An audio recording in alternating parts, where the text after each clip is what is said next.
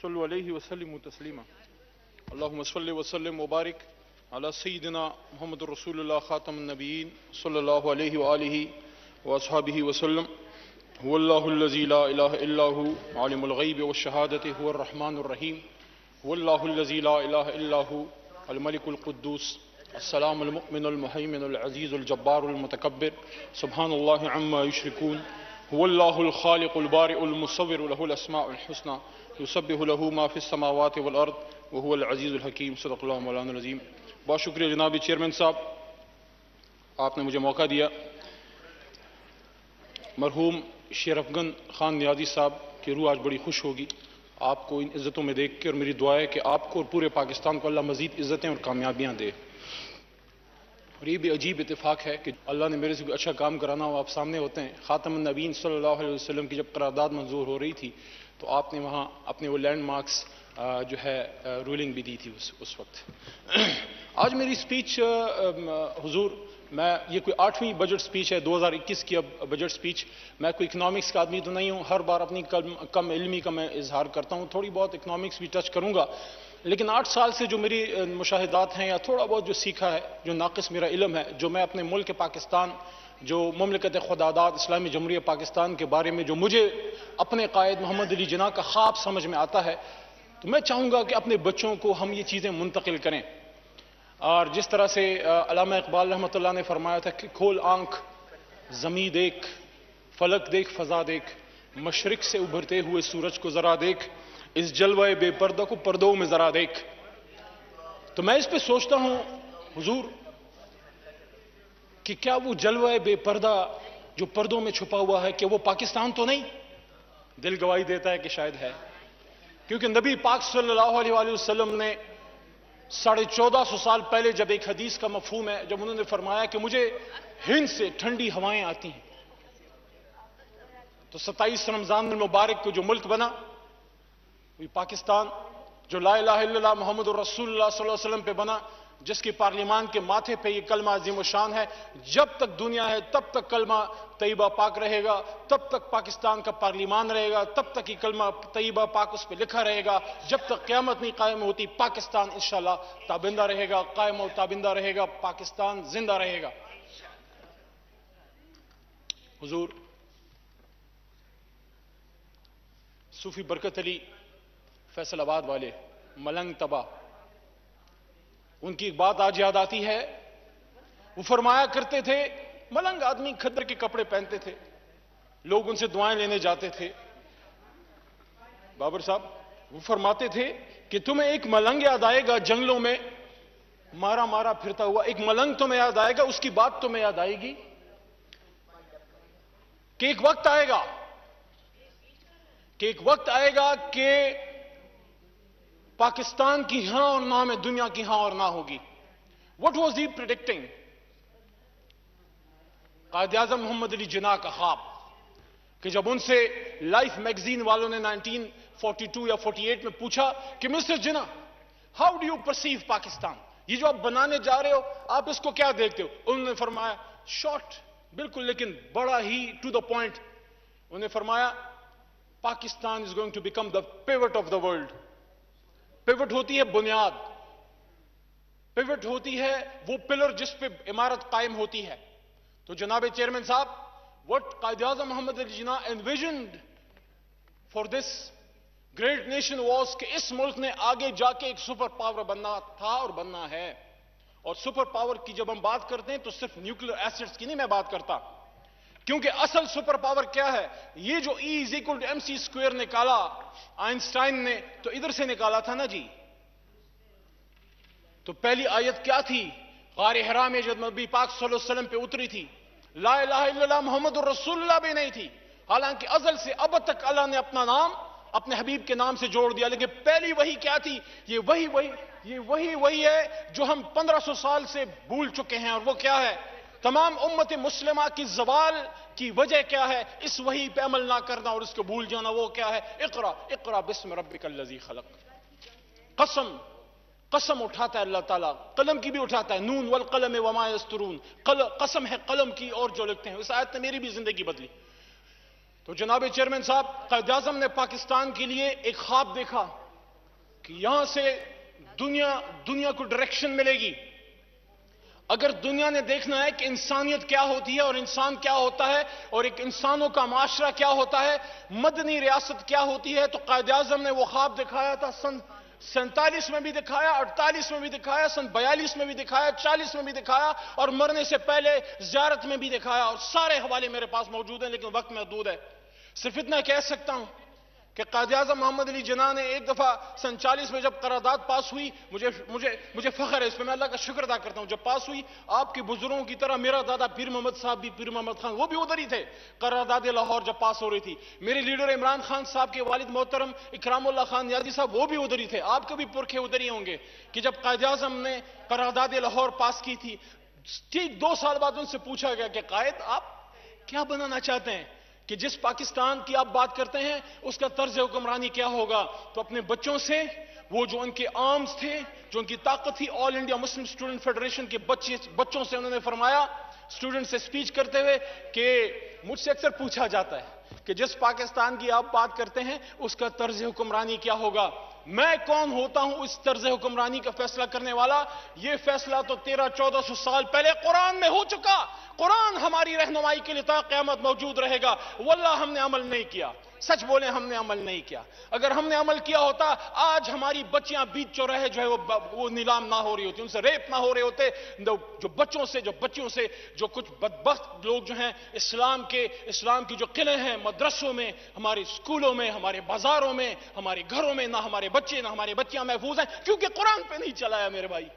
حالانکہ اس ایوان کو یہ اعزاز حاصل ہے الحمدللہ, جب اس پاکستان پہ مشکل وقت آیا ہے یہاں سے اسٹرنگتھ ملی ہے. اس ایوان سے باوجود تمام بدنامیوں کے جو ہم نے خود بھی کمائی ہیں, لیکن کچھ غیروں سے بھی ملی ہیں تحفے میں, لیکن ادھر سے اسٹرنگتھ ملی ہے. حضور یہاں جب بچوں کی ریپس کی بات ہوئی, اسی ایوان سے اس ناچیز کے ہاتھ پورے ایوان نے قرارداد پاس کی. وہ کیا تھی کہ اسلام کے مطابق ہمارے بچوں سے ریپ کرنے والوں کو آپ سرعام پھانسی دیں. اس ایوان کی مہر تصدیق اس پہ ثبت ہے. عمل چاہے جب بھی ہو, جب بھی ہمیں ایمانی طاقت پیدا ہوگی نا, تھوڑی سی بڑھے گی, تھوڑی سی غیرت زیادہ ہوگی. وہ کیا علامہ نے فرمایا تھا کہ غیرت ہے بڑی چیز جہانے تگدو میں, ہے جی, غیرت ہے بڑی چیز جہانے تگدو میں, پہناتی ہے درویش کو تاجے سر دارا. یہ وہ جذبہ تھا جب حضرت علی رضی اللہ تعالیٰ عنہ نے غزوہ خیبر میں خیبر کو فتح کیا تھا. یہ وہ جذبہ تھا, یہ اس میں بھی تھا, یہ کرنل شیر میں بھی تھا, یہ محمد بن قاسم میں بھی تھا, یہ سلطان محمود غزنوی میں بھی تھا, جب سومنات کو پاش کیا. لیکن آج ہم ان راستوں کو تھوڑے سے بھول گئے ہیں. آج میری یہ صدا, آج میری یہ ریکویسٹ, آج میری یہ فریاد اسی لیے ہے. تھوڑا سا طالب علم ہوں میں ہسٹری کا, تھوڑا بہت سمجھا وہ یہی ہے کہ نہیں چلا سکے. آج ہم بڑا روتے ہیں, آج بجٹ پہ اشاریے دیتے ہیں, کچھ اچھی چیزیں بھی ہوئی ہیں, لیکن اصل چیز پہ کوئی نہیں آتا. جو میں رو رہا ہوں, 8واں سال ہے میرا. میرے دوست مسلمون کے بھی ادھر بیٹھے ہیں, پیپلز پارٹی کے بھی کچھ پرانے ساتھی بیٹھے ہیں, ران صاحب بھی بیٹھے ہیں جو پچھلے سیشن میں بھی تھے, ایوان میں بھی تھے پچھلے 5 سال. ان کو پتا ہوگا میں ہر بجٹ سپیچ میں یہ روتا ہوں کہ سودی نظام سے نکلو خدا کے بندو, تبھی اس بجٹ کا اصل ثمرہ تمہیں ملے گا. کیونکہ اللہ تعالیٰ نے تو خود فرمایا سورہ بقرہ میں, آپ 3 پارہ اٹھا کے دیکھ لیں, اللہ فرماتا ہے مفہوم یہ ہے تیار ہو جاؤ. اگر سود کرو گے نا, مفہوم تیار ہو جاؤ میرے اور میرے حبیب سے لڑنے کے لیے. ہے آپ میں سکت چترالی صاحب, ہے آپ میں سکت, ہے رانا صاحب آپ میں سکت, ہے مجھ میں سکت, کسی میں نہیں ہے اللہ رسول سے جنگ کرنے کی. تو آیا عہد کریں, بڑے بجٹ آئے, بڑے بجٹ گزرے. کامیابی ہے, جو ٹارگٹ تھا 2.8 ایگریکلچر کا ہم نے اچیو کیا, جو ہماری انڈسٹری کا ٹارگٹ تھا ہم نے اچیو کیا, جو کہ 0.1 تھا لیکن 3.6 تک گئے. جو ہمارا سروسز کا تھا 2.6 4.4 تک اچیو کر لیا. کووڈ کے دوران ہماری 5.5 کروڑ جابز تھی لوگوں کی, اس سے پہلے 2 کروڑ بندہ, 20 ملین جابز چلی گئیں. آج واپس آپ وہاں پہنچ رہے ہیں, 5 کروڑ 20 لاکھ تک واپس چلیں گے. لیکن یہ اصل مسائل کا حل نہیں ہے.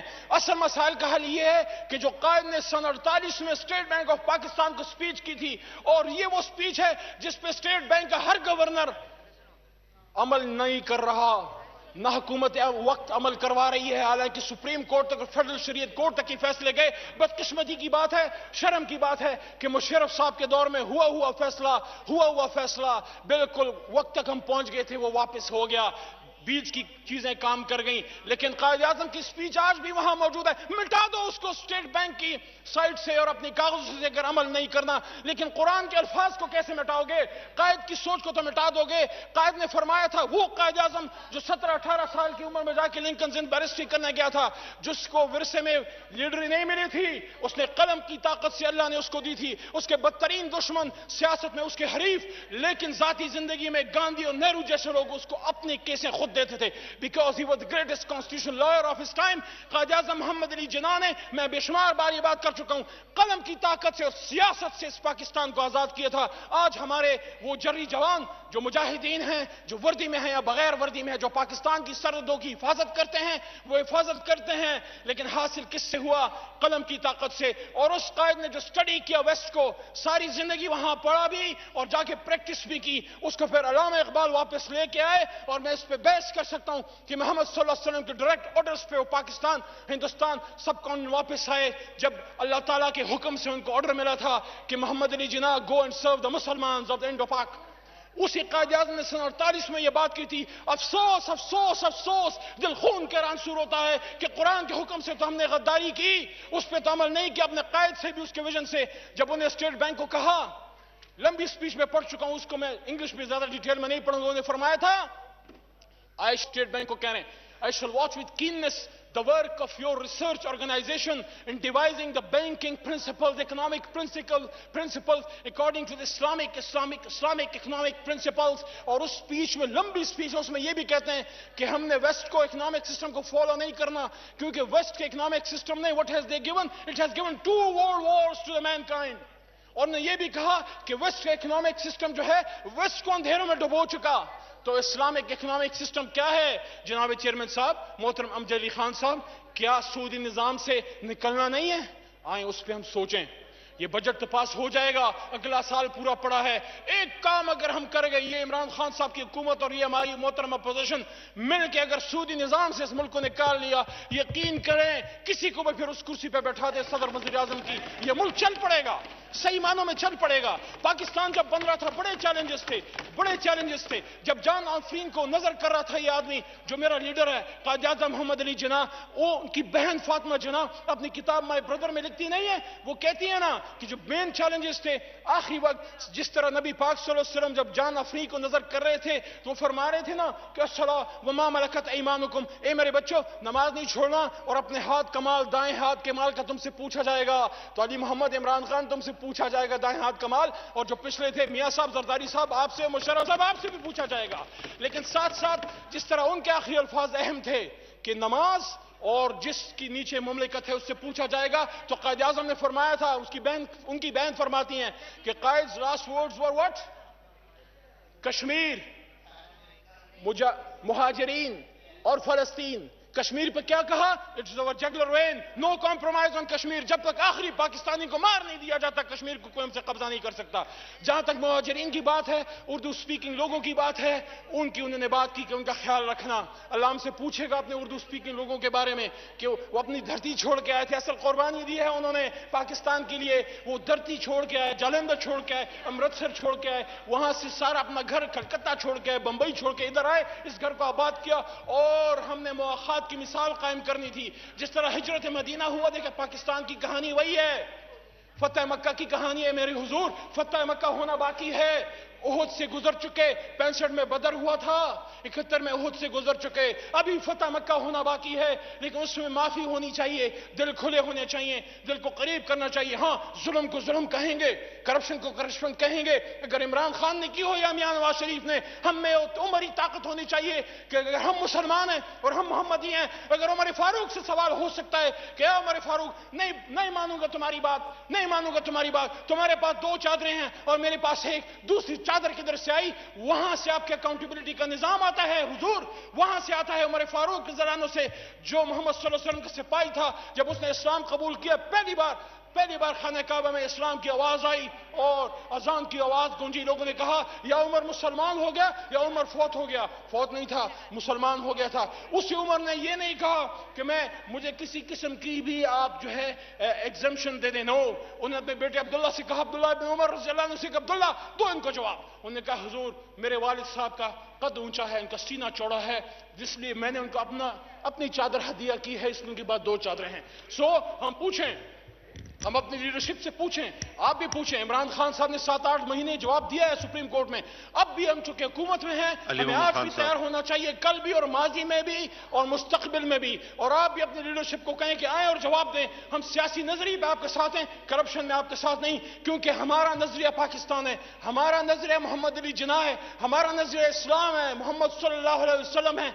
इसलिए इस कायद ने यह भी फरमाया था फलस्तीन के बारे में, मेरी जिंदगी में कुछ नजारे जनाब चेयरमैन साहब जो नहीं भूल सकूंगा। मेरा वालिद फौत हुआ, मैं उसका एक ही बेटा था, अपने हाथ से न लाया, अपने हाथ से जनाजा पढ़वा के दफना के आया हूं इस असेंबली में, लेकिन रोया उस दिन भी इतना नहीं, लेकिन दिल खून के आंसू रोया जब मस्जिद अक्सा जल रही थी और बाहर सेहूनी, और मैं लफ्ज यूज कर रहा हूं, सेहूनी यहूदी नहीं कह रहा, I'm not using the word Jews, I'm using the word Zionists, which are equal to those who were the Nazis, who were following Hitler. The same is the case with Hindutva theology, those who are the RSS goons, who are following Narendra Modi, his theology of killing and maiming Muslims and all non-Hindu communities there in India.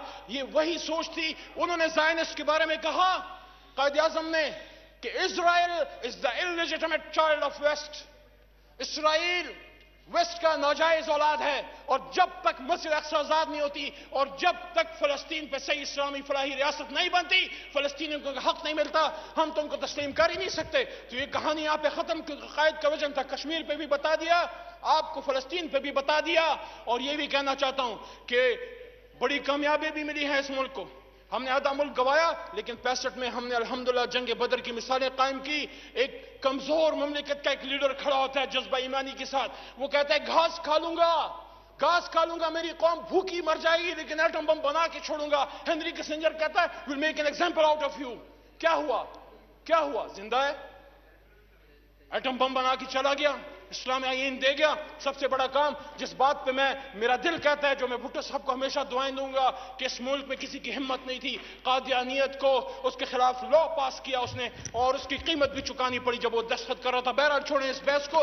हमने अल्हम्दुलिल्लाह, अगर सन 73 में हमारे पुरखों ने, हमारे बुजुर्गों ने, doctor Babar Awan साहब ये लॉ पास किया था, इस ऐवान को ये फख्र हासिल है, इस ऐवान को ये एजाज हासिल है कि पिछले साल इस नाचीज के हाथ आप सब ने मिलकर जब खातमुन नबीय्यीन सल्लल्लाहु अलैहि वसल्लम की करारदाद पास की, आज यहां भी जब तिलावत होती है असेंबलियों में, नीचे ऐवानों में, यूनिवर्सिटियों में, सरकारी दफातर में, जहां जहां नबी पाक सल्लल्लाहु अलैहि वसल्लम का नाम लिखा जाता है, खातमुन नबीय्यीन लिखा जाता है, इस ऐवान को यह भी एजाज हासिल है इस पिछले एक साल में कि मैं आपको याद दिलाऊं कि खातमुन नबीय्यीन की भी करारदाद हमने मिलकर पास की थी, यहीं से हमने इस्लामी सजाओं की भी करारदाद पास की थी, और यहीं से हमने कुरान को लाजमी तौर पर पढ़ाने और अरबी को सब्जेक्ट पढ़ाने की भी करारदाद पास की थी, जो सेनेट से मैं लॉ भी पास करवा चुका हूं अपोजिशन के ताउन से, जो वहां मुझे एक्नॉलेज करना चाहिए कि बैरिस्टर अब्बासी जो मुस्लिम लीग नून के सेनेटर थे वहां, अब वो रिटायर हो चुके हैं, उनका लॉ हुकूमत की तरफ से मैंने 100% सपोर्ट करवाया। अब कौमी असम्बली में है, हमारी जिम्मेदारी यहां से पास करने की अरबी को लाजमी मजमून, ताकि कुरान खुले। वो जमाने में मुअज़्ज़ज़ थे मुसलमान होकर और तुम ख्वार हुए तारक कुरान होकर। अल्हम्दुलिल्लाह आखिर 2-3-4 मिनट बस, मुझे आपकी हंसी और लाइट जलने से पता लग रहा है कि मेरा टाइम ओवर हो रहा है, तो 3-4 मिनट मुझे प्लीज दे दें। आखिरी, ये मुल्क सदा रहने के लिए बना। अल्हम्दुलिल्लाह दुनिया का सबसे बड़ा अर्थफुल डैम भी हमारे पास है, को तरबेला हो या मंगला हो, मोटरवेज अगर शेर शाह सूरी ने एक बुनियाद रखी तो मियां साहब को क्रेडिट जाता है, उनको देना चाहिए, मोटरवेज उन्होंने बुनियाद रखी, let's give him the credit. जिस तरह हमने क्रेडिट दिया भुट्टो साहब को एटॉमिक पावर का, कादियानियत के खिलाफ कानून का, इसी तरह मेरे लीडर इमरान खान साहब को भी 2-3 क्रेडिट जाते हैं। हमें भी बर्दाश्त करो ना, हम 35-40 साल से आपको बर्दाश्त करें हुजूर, हम तो आपसे प्यार करते हैं, हमें आपसे नफरत नहीं, हाँ उस अमल से नफरत है जिससे मेरे मुल्क की दीवारें खोखली हुई हैं। इसलिए इमरान खान साहब ने जो सबसे बड़ा काम किया, अगर भुट्टो ने गरीब के मुंह में दी हुई जबान को आवाज दी, तो इमरान खान ने पाकिस्तान को युद्ध को पॉलिटिसाइज करके उनको कहा कि मुल्क से जाना नहीं है, ब्रेन ड्रेन नहीं करना, سیاست تمہارا کام ہے. یوتھ کو کہا ایجوکیٹڈ یوتھ کو آؤ تم کرو. سارے ہمارے پاس نہیں آئے, کچھ آپ کے پاس بھی آ گئے. آپ کے پاس بھی بیک بینچز میں بہت خوبصورت تگڑے نوجوانوں کو دیکھتا ہوں, نون میں بھی پیپلز پارٹی میں بھی آ گئے ہیں کہ یوتھ کو میسج عمران خان نے دیا کہ آؤ سیاست سے ملک کو ٹھیک کرو بھائی. دوسرا میسج کیا دیا؟ اکاؤنٹیبلٹی. عمر نظام کی بات کی, خود سب سے پہلے ایگزامپل دی کہ 7 مہینے 9 مہینے سپریم کورٹ میں انہوں نے اپنے آپ کو پلیڈ کیا, ہم ادھر جاتے تھے. میں سمجھتا ہوں باقی لیڈرشپ کو بھی میسج دیا, ہمیں بھی میسج ہے, کوشش ہم کر رہے ہیں. میں ایکسپٹ کرتا ہوں کہ کوشش کمپلیٹ نہیں ہے, ہم نے سخت انکوائریز بھی شروع کروائی ہیں اپنے ہی لوگوں کے خلاف, لیکن اب وہ پائے تکمیل تک پہنچانا بھی ہماری ذمہ داری ہے.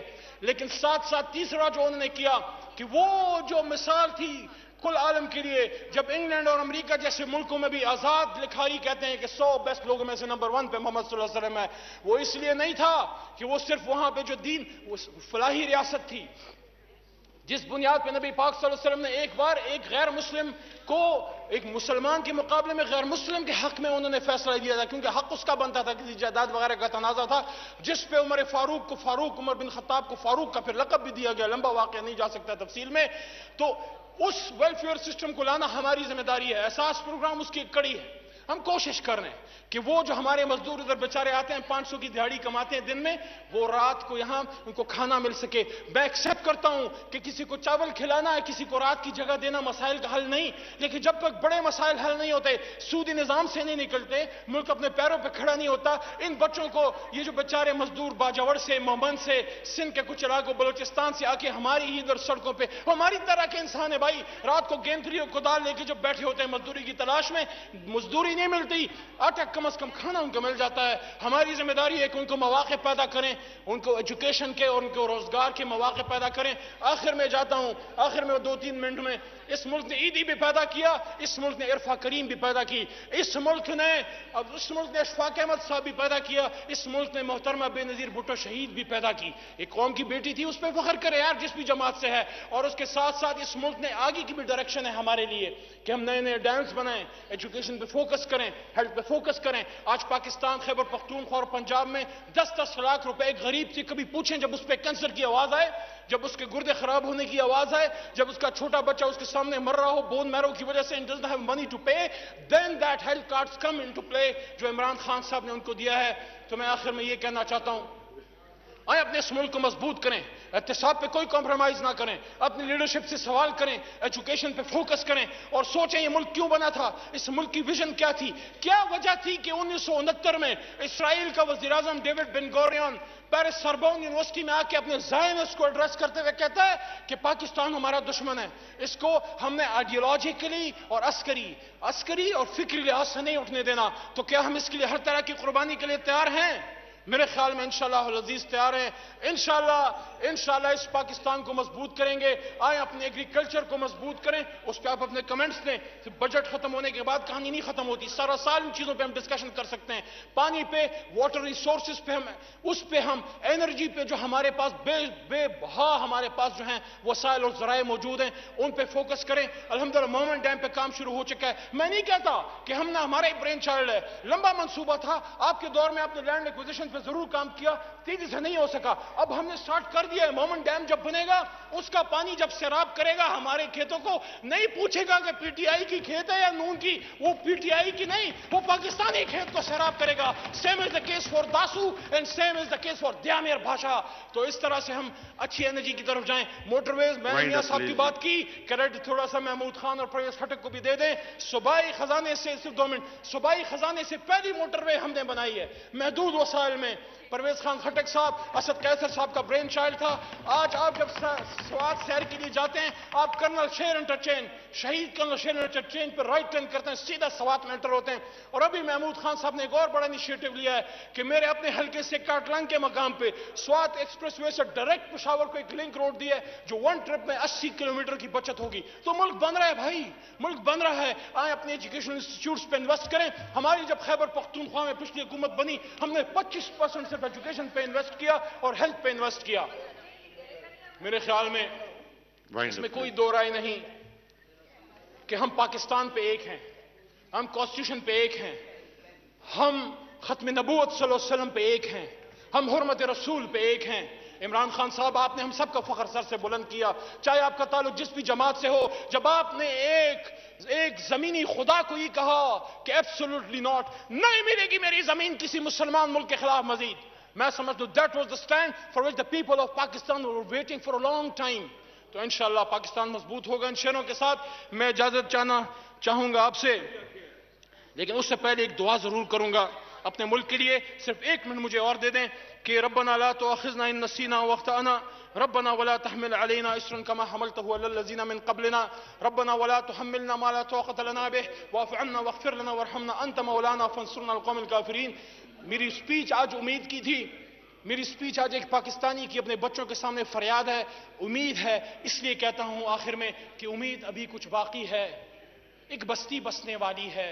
امید ابھی کچھ باقی ہے، ایک بستی بسنے والی ہے، جس بستی میں کوئی ظلم نہ ہو اور جینا بھی کوئی جرم نہ ہو، وہاں پھول خوشی کے کھلتے ہوں اور موسم سارے ملتے ہوں، وہاں رنگ و نور برستا ہو اور سارے ہنستے بستے ہوں. ایکاس ہے ایسی بستی کی جہاں جھوٹ کا کاروبار نہ ہو، جہاں دہشت کا بازار نہ ہو، وہاں خون کی اہولی عام نہ ہو، اس آنگن غم کی شام نہ ہو. ایکاس ہے ایسی بستی کی جہاں روٹی زہر سے سستی ہو، وہاں منصف سے انصاف ملے، دل سب کا سب سے صاف ملے. یہ بستی امجد خان صاحب، یہ بستی کاش تمہاری ہو، یہ بستی کاش ہماری ہو. امید ابھی کچھ باقی ہے، ایک بستی بسنے والی ہے. پاکستان زندہ باد.